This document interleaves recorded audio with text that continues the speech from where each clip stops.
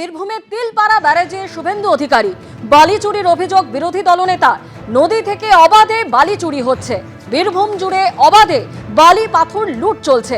BJP ক্ষমতায় এলে সব বন্ধ করে দেব, হুঙ্কার শুভেন্দু অধিকারী।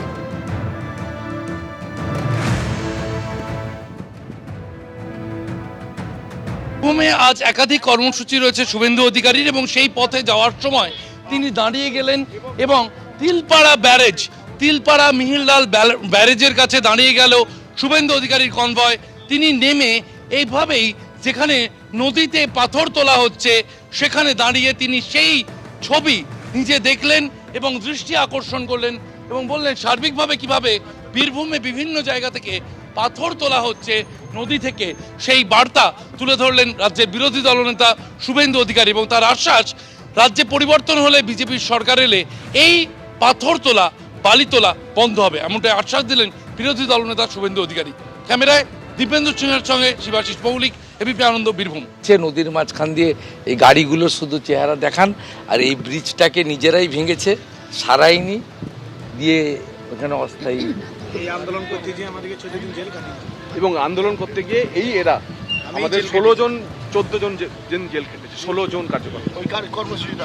আর ওখানে ডেলি 1000 টাকা করে একটা গাড়িতে আর মেশিনে তো গাড়ি 1000 টাকা করে পার গাড়িতে একটা গাড়ি। সবচেয়ে বড় কথা ন্যাচারাল নদীর মাঝখান দিয়ে কি করেছেন দেখুন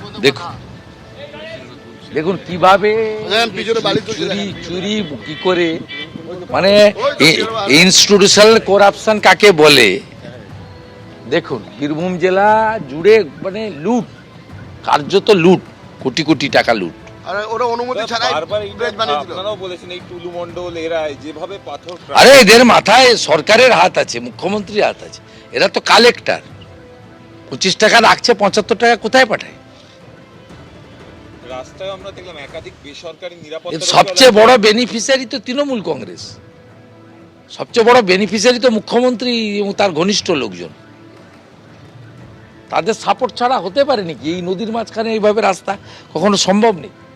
এবং নিজেরাই ভাঙছে এক একটা করে ব্রিজ, আলাদা করে রাস্তা তৈরি করছে, করে সব বসিয়ে লুট করছে। এই জন্য বিজেপিকে আনুন, মে মাসে সব বন্ধ করে দেবো। মে মাসের 1 তারিখ থেকে কিছু থাকবে না। বালি হয়েছে, এবার কি পাথর নিয়েও আপনারা অভিযোগ জানাবেন ইডির কাছে? বালি নিয়ে তো অভিযোগ অলরেডি আছে, তদন্ত হচ্ছে, তাতে কি আছে? এর কি প্রমাণ রেখে করে নাকি? এটা রাজ্য সরকারের ভূমিকা সবচেয়ে বড়। রাজ্য সরকারের ভূমি রাজস্ব দপ্তরের যে নকল ডিসিআর, সে আটকাবেন কি করে? এবিপি আনন্দ, এগিয়ে থাকে, এগিয়ে রাখে।